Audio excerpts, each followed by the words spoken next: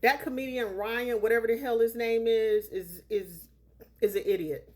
My daddy told me that if he couldn't get it for me, I didn't need to have it, right?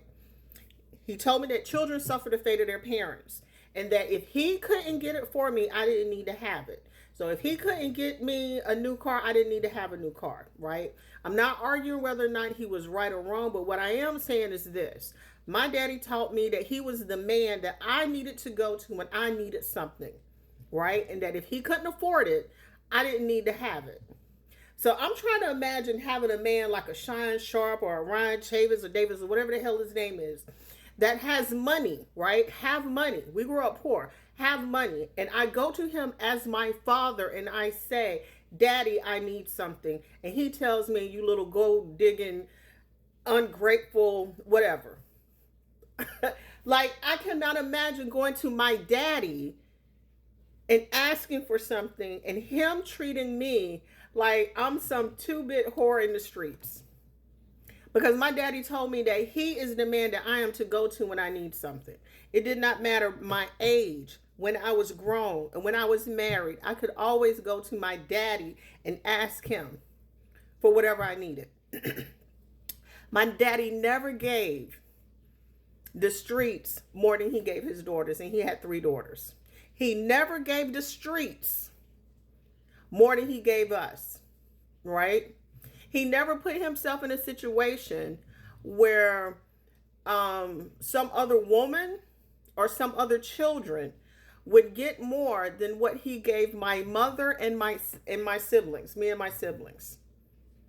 So to see Shannon Sharp sit there and key about this whole thing, knowing that he had to give up however many millions of dollars to some random woman in the street, right? And I guarantee you, he has not given that same amount of money to his children, because he said himself his daughter only had a $25,000 like limit on her wedding. So to think that he's giving his daughter millions and millions of dollars, like, it's highly unlikely. I don't know for sure, but I'm just going off of what we have seen, right? So to see these two men kikiing about their own children, their own daughters, right? Talking about their own flesh and blood. My daddy told me the only people that he's responsible for are the people that he brought into this world. He told me, you're only responsible for the children that you bring in this world, right? Not the man, not the grown people, but you're responsible for the children that you brought into this world. And he did not put an age limit on that. He didn't say until they're 18. I'm responsible for my child forever. My daddy was responsible for me forever. I could go to him until the day he died and ask him for anything that I needed in life.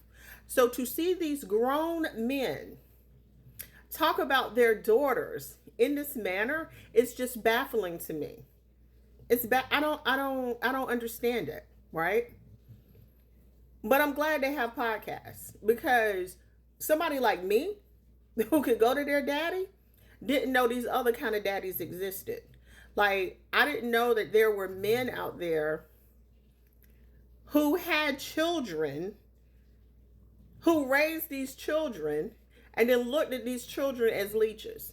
Because the children came to their parent, to their daddy, and asked them for whatever it is. I'm glad we got podcasts. Like, I know some of them need to hang it up, but how would we know that this even exists? Black men, get on this internet and let us know on any given day that they are the weakest link. But I just really, they just let us know, you know. They let us know.